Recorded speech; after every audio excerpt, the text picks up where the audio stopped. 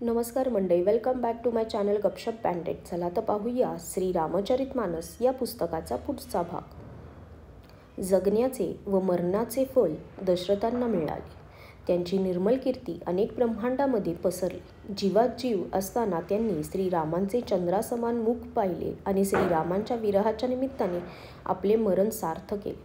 सर्व राण्या शोकामुळे व्याकुळ होऊन रडू लागल्या.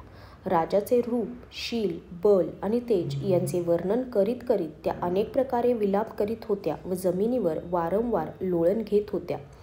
दास दासी व्याकुळ होऊन विलाप करीत होत्या आणि नगरातील लोक घरोघरी रडत होते. ते म्हणत होते की आज धर्माची परिसीमा, गुण व रूपाचे भांडार असलेल्या सूर्यकुलाचा सूर्य मावळला. सर्वजण कैकेयीला शिव्या देत होते. तिने संपूर्ण जगाला डोळ्यांविना आंधळे करून टाकले. अशा प्रकारे विलाप करीत रात्र निघून गेले. प्रातःकाळी मोठमोठे ज्ञानी मुनी आले. तेव्हा वसिष्ठांनी प्रसंगानुकूल पूर्वीच्या अनेक गोष्टी सांगून आपल्या विज्ञानाच्या प्रकाशाने सर्वांचे दुःख निवारण केले. वसिष्ठांनी दोन्हीमध्ये तेल भरून राजाचा देह त्यामध्ये ठेवला. नंतर दूतांना बोलावून त्यांना सांगितले की तुम्ही लवकर धावत भरताकडे जा, मात्र राजांच्या मृत्यूची वार्ता कुणालाही सांगू नका.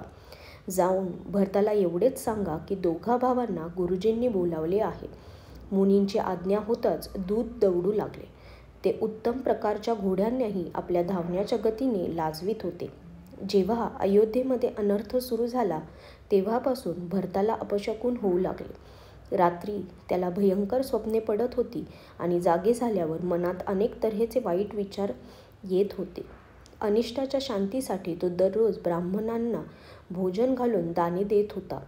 अनेक प्रकारांनी रुद्राभिषेक करीत होता. मनामध्ये श्री महादेवांना आळवून माता, पिता, कुटुंबीय व भाऊ यांची खुशाली मागत होता.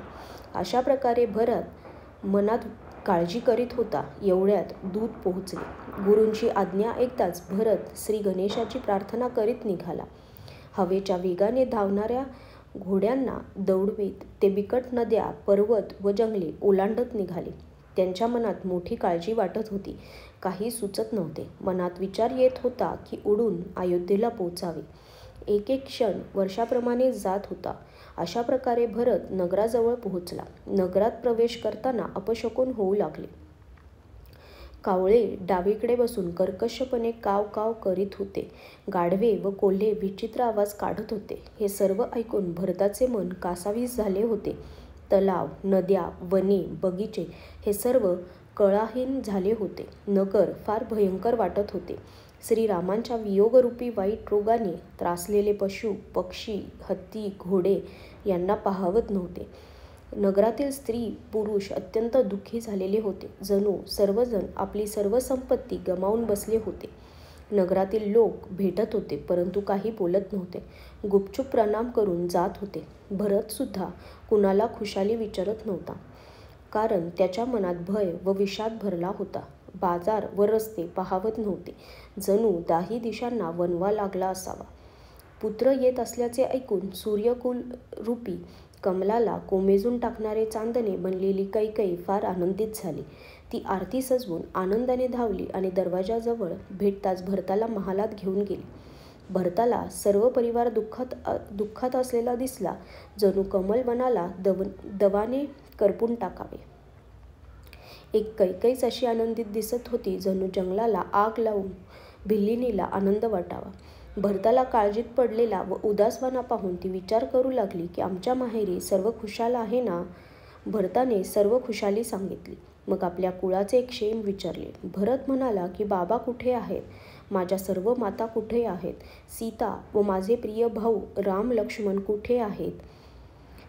पुत्राचे प्रेमळ उद्गार ऐकून नेत्रांमध्ये खोटे पाणी आणत पापिनी कैकेयी भरताच्या कानात मनाला शूळाप्रमाणे बोचणारे शब्द बोलली. बाळा, मी सर्व गोष्टी बरोबर जमवल्या होत्या. बिचाऱ्या मंथरेने मदतही केली, परंतु विधात्याने मध्येच थोडा खोडा घातला. त्यामुळे राजा देवलोकी निघून गेले. हे ऐकताच दुःखामुळे भरताची दशा दयनीय झाली. जणू सिंहाची गर्जना ऐकून हत्ती घाबरून गेला. तो बाबा बाबा, अहो बाबा असे म्हणत अत्यंत व्याकुळ होऊन जमिनीवर पडला. आणि विलाप करीत म्हणू लागला की अहो बाबा, मी तुम्हाला अंतकाळी पाहूही शकलो नाही. तुम्ही मला श्रीरामांच्या हाती सोपवून गेला नाहीत. मग धीर धरून तो स्वतःला सावरत उठला आणि म्हणाला, आई, बाबांच्या मृत्यूचे कारण तर सांग. पुत्राचे बोलणे ऐकून कैकेयी सांगू लागली. जणू मर्मस्थानी चिरून ती त्यात विष भरत होती. कुटील व कठोर कैकेयीने आपले सर्व कृत्य प्रारंभापासून शेवटपर्यंत प्रसन्न मनाने सांगितले.